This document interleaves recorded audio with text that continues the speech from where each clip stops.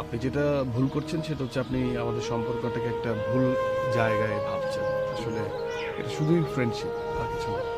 আমি কি ভুল করছি আর কি বুঝছি এটা বুঝতে আমি এখানে আসিনি। আপনি কনার সাথে ওঠা বসা করবেন, হাঁটাহাঁটি করবেন, এটা আমার পছন্দ না। আসলে সেটা আপনি আসলে বুঝতে পারেন। এই! তোর কাছ থেকে এত কিছু বুঝতে হয়নি। ও সরি সরি, আসলে কনস্ট্রাকশন বিজনেস করি তো, এই তুই তোকারি মারামারি খুব কমন বিষয়। Sorry, it's okay.